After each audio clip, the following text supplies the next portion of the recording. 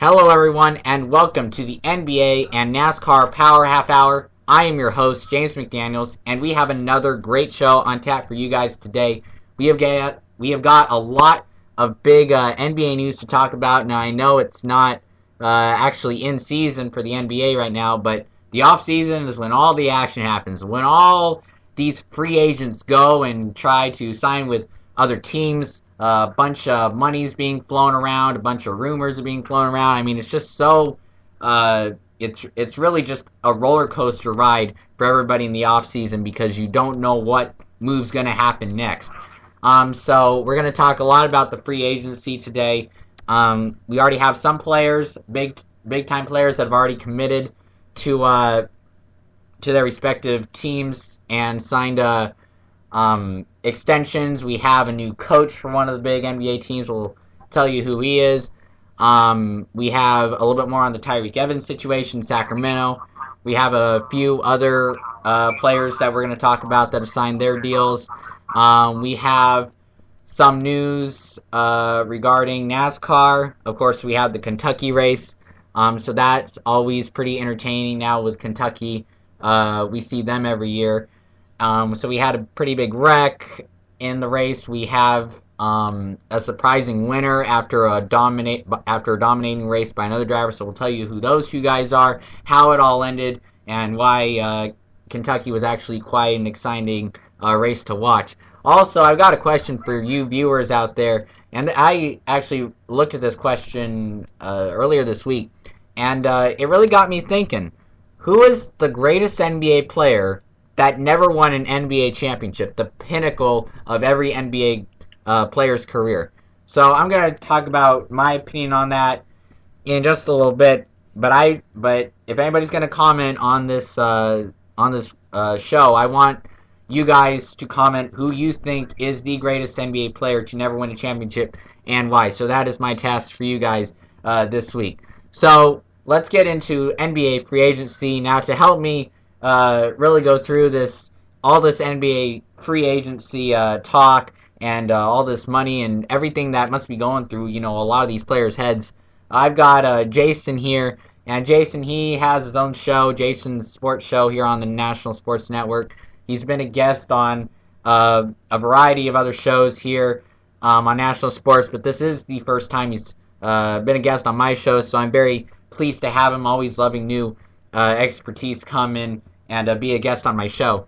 So, Jason, first question to you has to do really with, all this free agency in terms of the surprises. Free agency, we see a lot of surprises every year.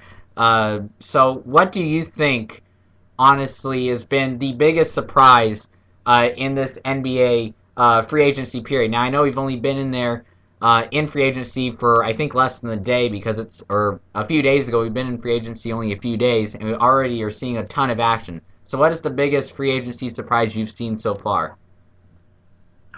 Biggest surprise so far this free agency has been the trade between the Suns, the Clippers, and the Bucks, where the Clippers have sent Caron Butler and Eric Bledsoe to the Suns.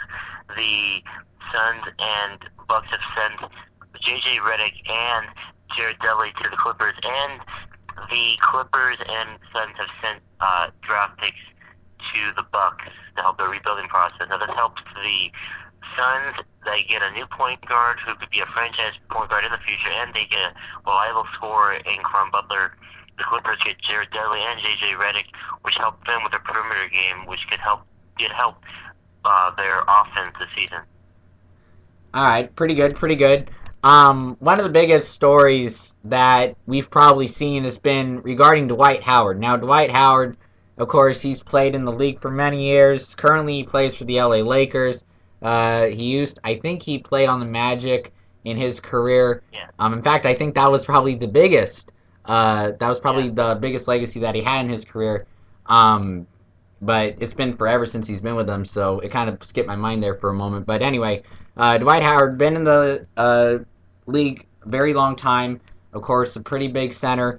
But now he's coming under he's got a lot of offers flying all over the place, even though he's kind of already reached the peak of his career, and now it seems like he's going downhill. He's still getting just these massive offers. Like, I know LA offered him, I believe, in addition to what they were offering him on his contract, I think they were even offering him a reality show in LA, if I'm correct. So, I want to get your opinion. What do you think about this Dwight Howard situation? Where do you think he's going to end up after all of this, after all of these teams that have talked to him? I mean, even Golden State is even a strong consideration now, even when it used to be like, no way, Jose Howard will never go there. Who do you think Howard, or what team do you think Howard is going to eventually choose? Well, you got 5 teams. You got the Lakers, the Warriors, the Mavericks, the Rockets, and the Hawks. You can already take the Hawks off their list because they're not going to give him the type of players that are going to help him win a championship, so they're off the list. The Warriors aren't in the position to be making any offers for Howard because they don't have that kind of money for Howard. Now you go to the Lakers. The Lakers are becoming very desperate to get Howard back, and it's becoming to a point of an ex-girlfriend, a pathetic plea for help. So I don't think Howard wants to be in LA. He's already stated that the fans here are not the type of fans he wants to be surrounding himself with. So that leaves Texas bound. You either go with the Mavericks, who have a lot of veterans on their team, and they know how to play in the playoffs with Dirk Nowitzki and all those guys.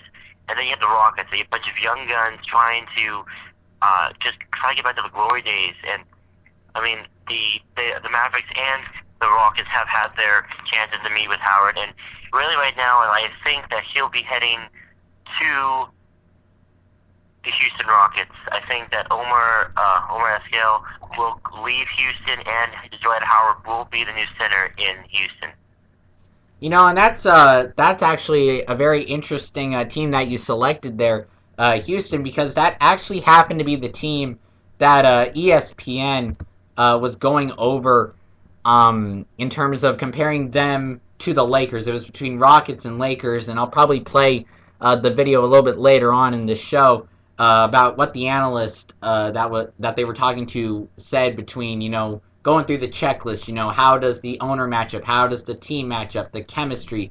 He basically rated all that, and the Lakers got a check mark in nearly every one.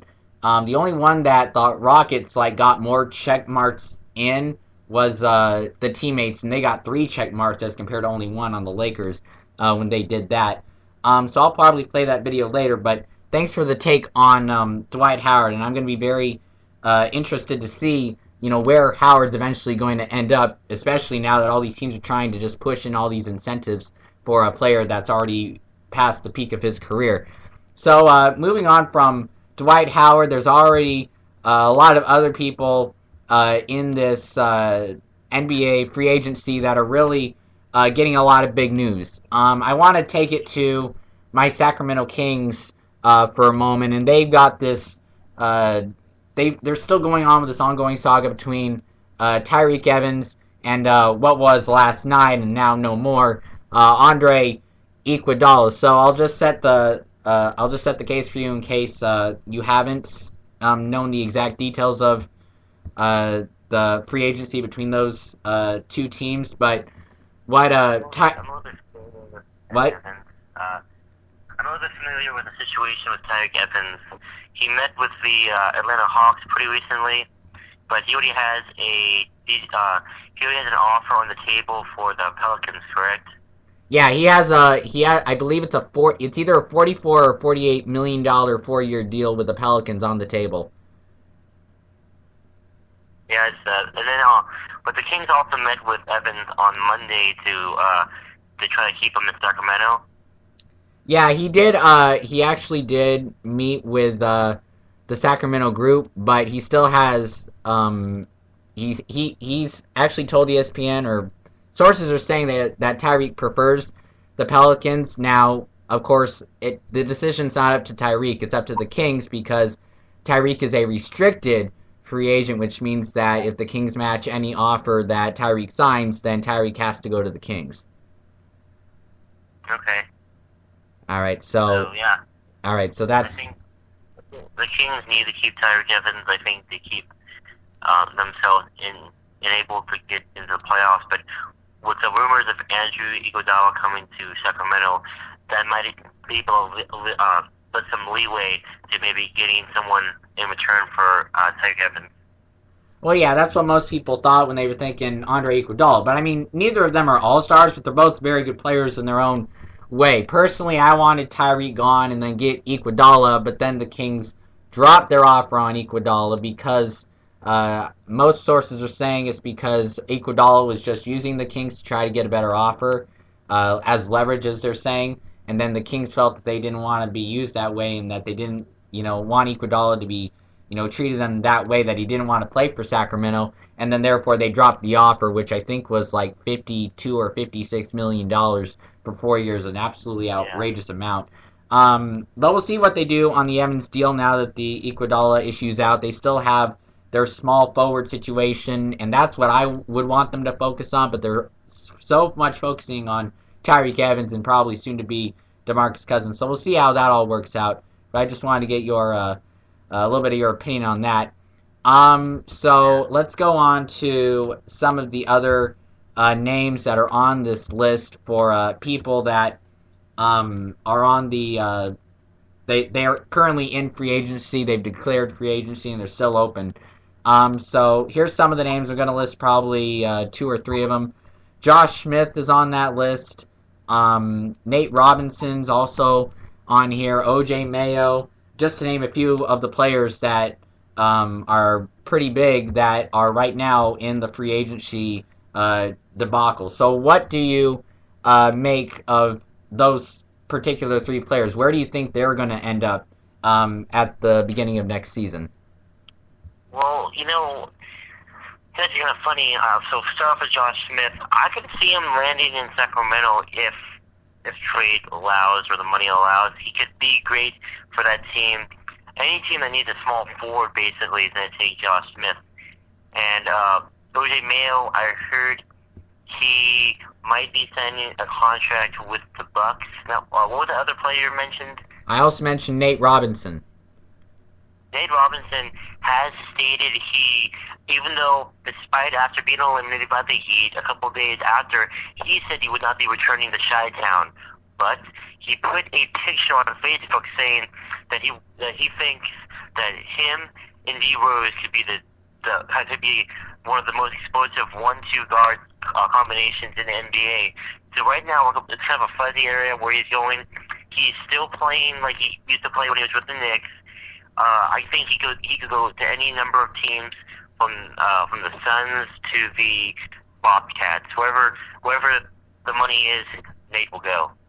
Well, you know what they say in society, basically money talks. So, I mean, those are a few of the, big-time people that are on the free agency block. So those guys are still open to go anywhere. But like you said, OJ Mayo is very close to a deal with the Bucks. So after talking about those players, so we've gone from players that are already making it big in there to other players that are big names that aren't really getting talked about a lot yet. So let's go on to the players that have verbally stated, because they can't officially sign a deal yet, I don't believe, but they verbally have committed themselves to their respective teams. So one of them was Chris Paul, and this I know how good of a player Chris Paul is. I mean, he's one of the best passers and probably best overall players in the NBA. But it kind of staggered me how much he was going to get a year. He signed a 5-year deal with the Los Angeles Clippers at a value worth $107 million. So that's just over $21 million a year this guy's going to get paid to play in Los Angeles land. Do you think, even though with Chris Paul's talent, do you think that was a little bit too much for Chris Paul?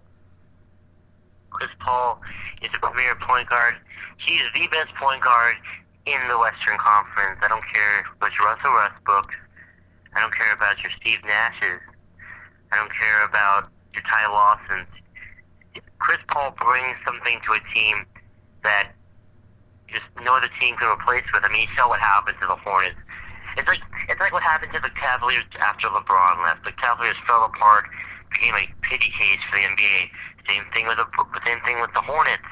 They became the saddest team, just disgusting to look at team in the NBA. And that's what happens when a star player leaves. That's how much he can do. He brought the Clippers to a playoff contention.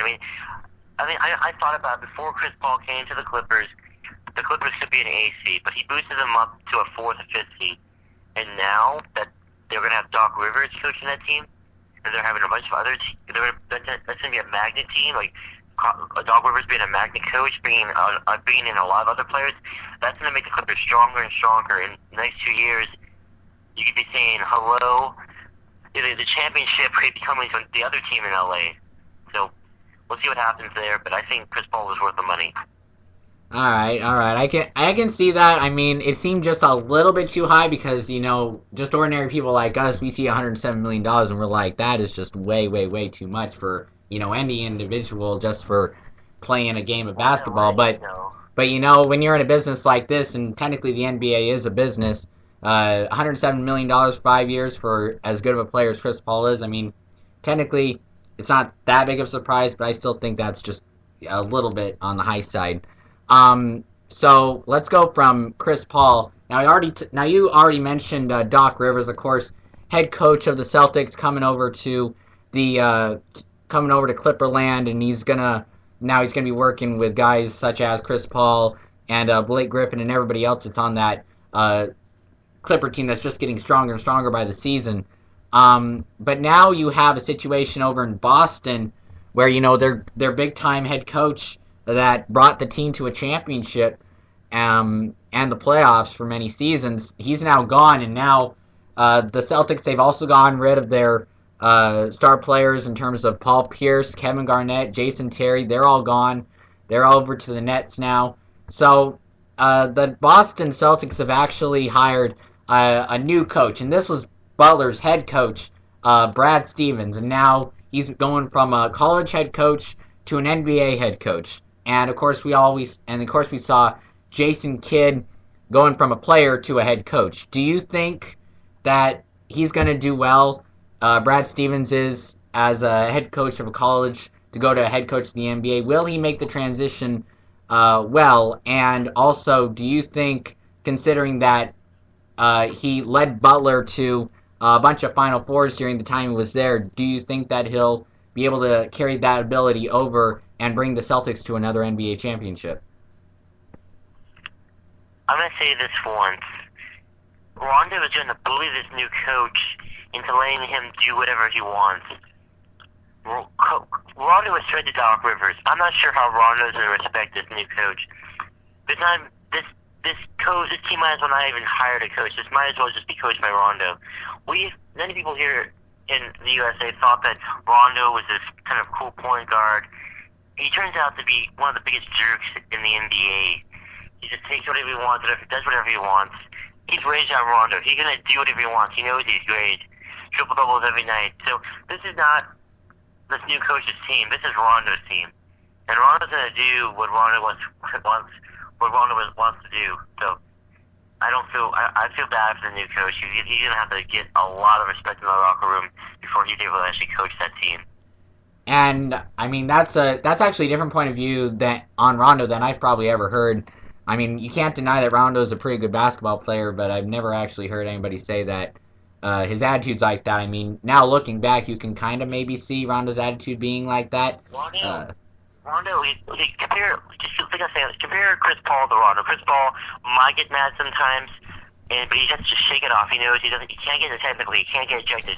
Rondo will just start getting mad. Will start flopping all over the place. Rondo will get mad because he doesn't know how to control his emotions. That's Rondo for you. You know what? Player, not the cool guy. I'll actually agree with you on Rondo, because now looking back and seeing how he plays, he really never does have a smile on his face. So he always seems kind of agitated. So I actually never saw that view. He was disappointed. He was what? Yeah. He always looks disappointed in what his teammates are doing. All right. Well, that's actually an interesting point of view on Rondo, and you know what? I'm actually going to agree with you a little bit on that one. I mean, he's a good ball player and stuff, but kind of just like DeMarcus Cousins, he can't have his issues at times. But one thing that you didn't hit on that one question was, how do you think, even though that you're saying that Rondo's gonna run this whole team, how do you think he's gonna be able to run it now that two all-stars are gone in both Piers and Kevin Garnett? Rebuilding for life. Next time the Celtics make the playoffs, they'll have more developed players, and there probably might be an 8th seed or a 7th seed. That's what I'm thinking. Well, yeah, they were. I think they were 7th or 8th seed in these playoffs. I can't remember where they were in these playoffs, but they were they were a lower seed, 7th. All right. Yeah. All right. Well, I'll take your word for it. All right. So let's move on from the Celtics and let's go on to the Spurs. They have signed Manu Ginobili to a 2-year deal. Now, Ginobili, of course, a very good three-point shooter. He's been on the Spurs a very long time. He's won championships with them. He's at the age of 35, so he's getting a little on the old side for an NBA player. But the Spurs still do trust him and have given him a 2-year deal, even though he's only getting about less than 12 points a game. Do you see this as a good move by the Spurs, keeping Ginobili? Was it a good move? Yeah, was it a good move? Was keeping Ginobili a good I'll move? see if it was a good move or not. He barely does anything for that team anymore. There's guys that they could have start more often. He's a bench player. They have his oxygen tank on the sidelines just trying to keep him hydrated during the game, or keep him alive during the game. He's not. What is he going to do for the Spurs? What difference is having him on the bench going to do? He might blow up once or twice during the season, but most of the time he's liable. He's a liability factor. He might get injured on the field, on the court. What happens then? What are the Spurs supposed to do with all that money? They can't do anything about it because they would give him the money. Say he gets injured this season and he can't play next season. How the Spurs going to feel? They're not going to feel that bad because they've already given their money to him, but he's also they're one of their favorite players. But I mean, business-wise, no emotions attached. How are you going to feel when your backup shooting guard is injured? Yeah, I'll agree with that too. I mean, what's the point of giving a guy a lot of money and then he just doesn't play? I mean, to at least back Ginobili up a little bit, like I said, he is 35 years old, so he is a bit old to be in this league. Not surprising he's getting tired running up the court, and he did come off the bench 60 games last season, so he wasn't a starter most of the time. He was a player coming off the bench. So I think if he doesn't get injured, just personally me, if he doesn't get injured and he just continues what he did this season with the 12 points a game and a really good shooting percentage, then I'll say it was a pretty good deal for the Spurs. But if he does get injured or he produces a lot less than that, then it'll definitely be a bad move. But I think this is definitely Ginobili's last stand in the league because he's getting pretty old. He's done his time. He's won his championships. I think he's had a great career. But now he's got about 2 more years left, and then we'll see what happens. But I think after these next 2 years, it's going to be all done for him, sadly. So one other question, of course, I'm going to ask it to you, like I asked the fans that have been listening to the show or that are going to listen to the show. I asked them to comment about this. What is the greatest NBA player, in your opinion, that never won an NBA title?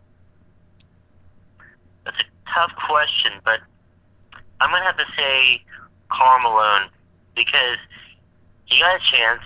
He was on the Jazz against the Bulls, but unfortunately, he did not win. So, Karl Malone and John Stockton are two of the best players who never won a championship. If you're talking active, you'd say Chris Paul or Steve Nash. Steve Nash was within 2 games of reaching the NBA Finals back in 2010, but after the Lakers just dominated them in 6, well, that happened. Yeah, Steve Nash. Steve Nash is probably one of the best NBA passers of all time. Obviously, he racked up a lot of assists. He's really gone, like you said earlier. Chris Paul's a better one now than what Steve Nash is. Steve Nash is also really pretty much, I think, gone past the peak of his career, and now he's starting to go downhill with the Lakers. So obviously, if he never wins a championship, he'll probably be considered a great to never win.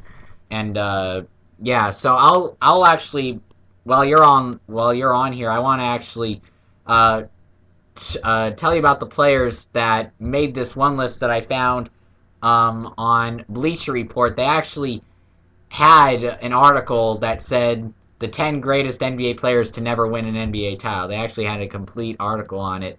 So here are the 10 names that they listed.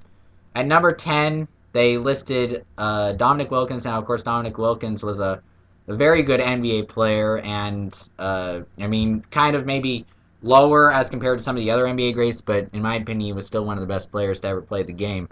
Number 9, Nate Thurmond. Here's some names that you're not going to probably realize. George Gervin, Pete Maravich, Elgin Baylor, and then you get into some of the more common names. Reggie Miller never won one. Charles Barkley never won one. Patrick Ewing never won one. Like you said, John Stockton, number 2. Karl Malone, also number 2. And then finally, Allen Iverson, number 1. Players that have never won an NBA championship. Really, if you want to be honest with me, that 76ers team was not good. You take Iverson out of that lineup, and that team is just a bunch of random guys who showed up to pick up basketball on a Friday night. Those guys aren't very good. But Allison really pushed that team to the playoffs. And they won game 1, but they lost 4 straight, kind of like what the Thunder did last year, which makes you think, who's the next greatest player of all time that never won a championship? Is it KD? Well, who knows at this point? I mean, he's still got a long career left to go. I mean, these are all players that have retired. Now, of course, this is not my list. This is not my list. This is a list I found on Bleacher Report, so this is their opinion, not mine. But I'm actually kind of, I think it's kind of hilarious that you actually brought up the fact that Allen Iverson was on a very bad team. They even say that, if it wasn't for Iverson, the team would have been in the dump. So I kind of find it interesting that you actually brought that up. So what? Let me just put this in your head. Iverson was in the finals when he was young in his career. You see what happens to him. KD makes the finals young in his career. What happens to KD down the road? We'll have to just see what happens. But KD's suffered the same fate as AI. I don't know. I mean, that's really a question you got to ask yourself. I didn't really understand the question, but if it was between Allen Iverson and KD right now, KD's really, really good. Iverson was very good, and somehow he was able to make his team work, even though all his teammates really sucked. Luckily for Kevin Durant, his teammates actually are very good ball players. So, I mean, who knows? Allen Iverson tried to make a comeback, couldn't do it. So, I mean, we might never know, really, if Allen Iverson truly could have won an NBA championship with a good team.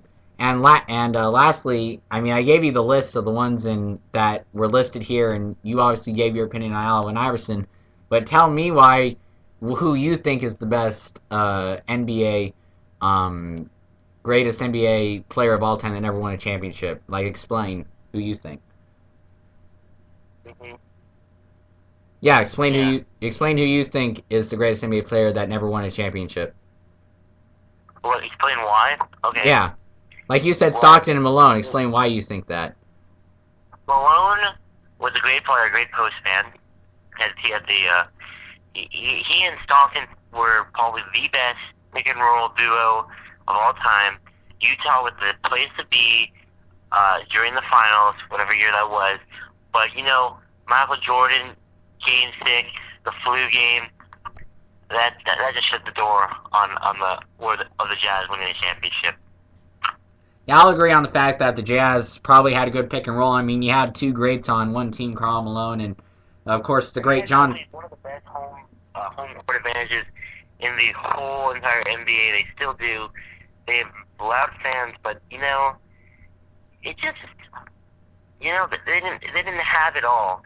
I mean, compared to what the Bulls had, and it was just they didn't have it. You know what I mean?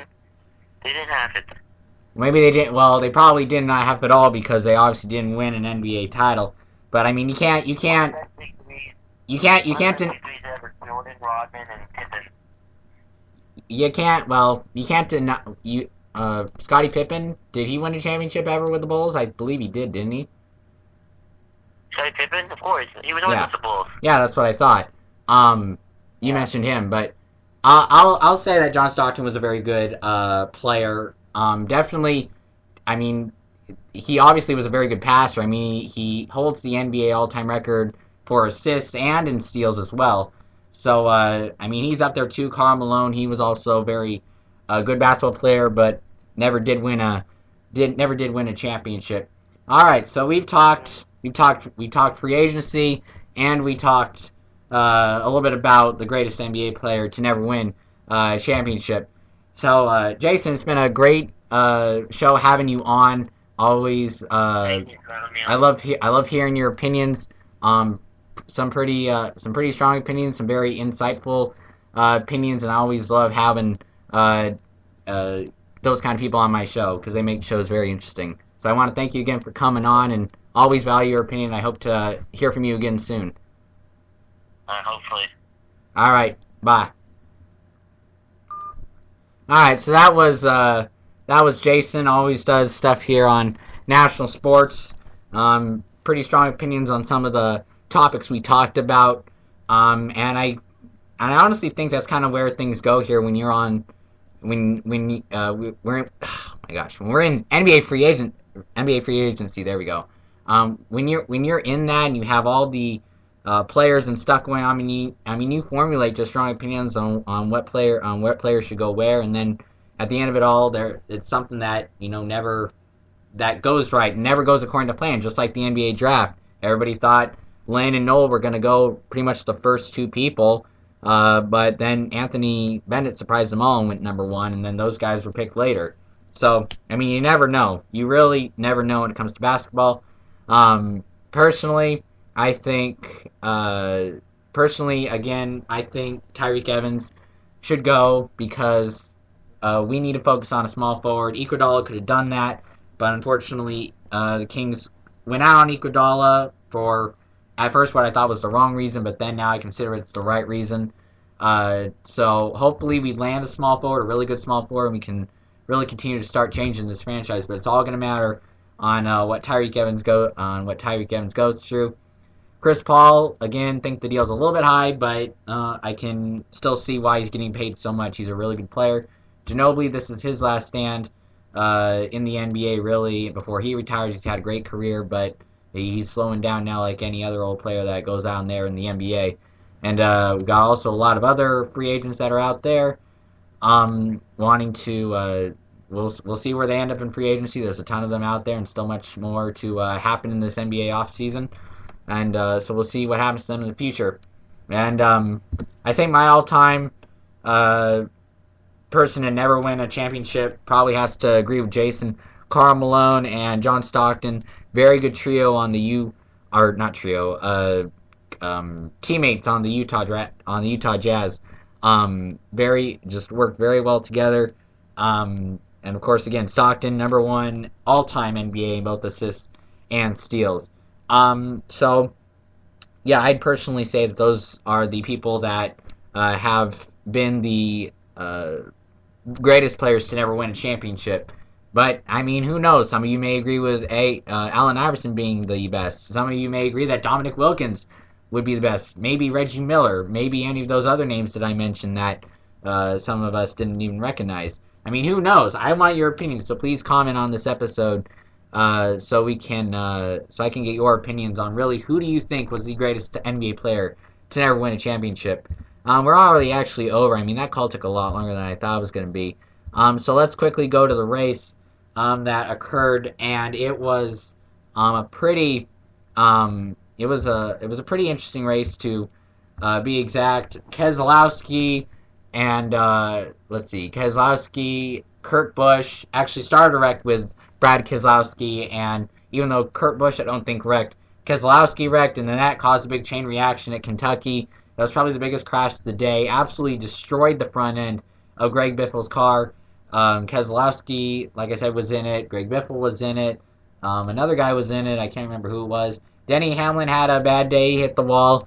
And actually, the part of his tire came off, came up the track when they were actually racing, and hit the front splitter of both the 88 and the 48. 48 didn't have too much damage, continued to dominate the rest of the day in Jimmy Johnson, but Dale Earnhardt Jr. wasn't so lucky. He only was able to finish 12th after trying to fix that damage all day. As like I said, Jimmy Johnson pretty much dominated all day, but a late spin on a restart on a late caution caused him to lose the race, but he would come back and finish pretty nicely for having spun that late in the race, because he did have a really fast car. So, and not surprising that he was able to come back and finish that great. But because of that, I mean, even though he was the most dominant guy all day by far, the luck came out, and Matt Kenseth becomes the first driver of the year to win 4 races this year.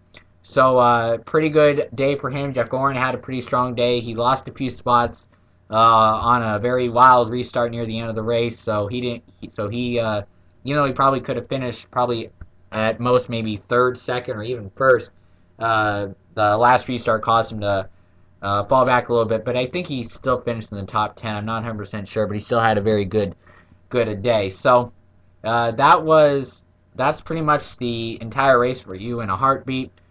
So I actually want to take you to the video where Jimmy Johnson gets wrecked, because this was the biggest thing of the day, considering that Jimmy Johnson was the best guy out there on the racetrack all day. So hold on for a second as I bring it up here. Bring it all the way up. And let's watch. He's going to get side and wreck. Yeah, he just cut down on the 22 car right there. Jimmy, bad restart, and those guys, they scattered on Jimmy, and you're right.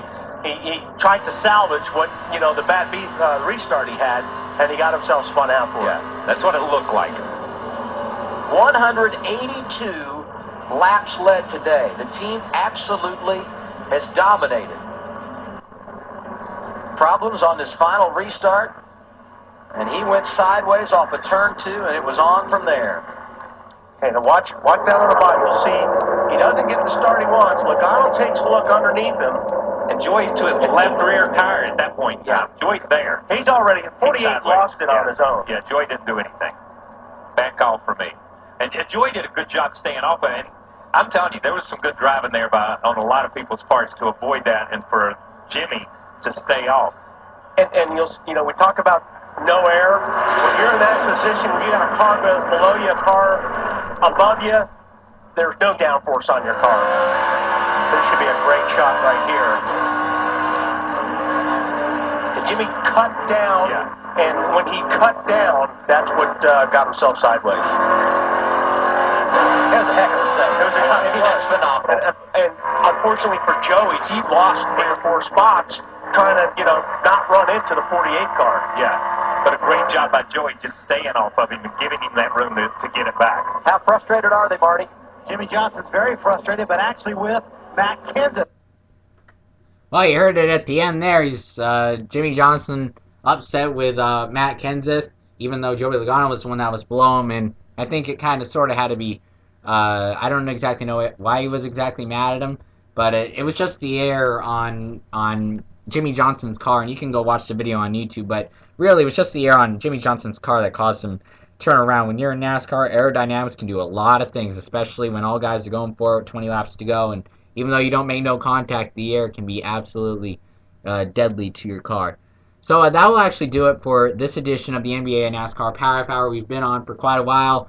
Always love having guests on. I thank Jason again for showing his strong opinions here on the show. And I can't wait to either be on his show or he comes back on my show again. So I thank him again for coming on.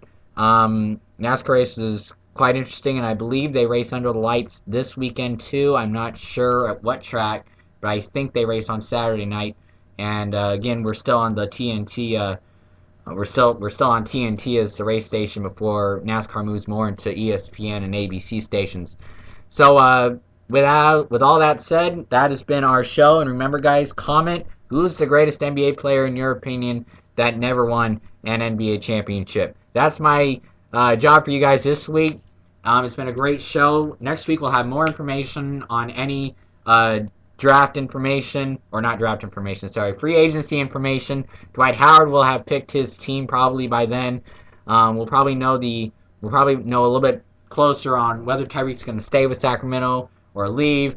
We'll get any more news on any other guys that have signed contracts, and hopefully I'll have some answers to tell you guys next week about what you guys think about the who is the greatest NBA player of all time to never win a championship. Next show that I'm doing is the Extra Yard. I'll be talking a little bit about the Bruins and the the Bruins and the Blackhawks, I believe. Chicago Blackhawks. My mind skipped there. I'm not the biggest NHL fan, but I'll tell you about the final game there, Game 6, a very crazy ending to a fabulous series. I'll tell you my opinion on that, and we'll also talk about any other news, probably some Aaron Hernandez news, along with anything else going in the field of baseball, soccer, and everything else. So until then, guys, I hope you have a good one. Thanks for listening, and I hope to hear you guys next time. So for now, I'm signing off. James McDaniels, NBA NASCAR Power Half Hour. Good night.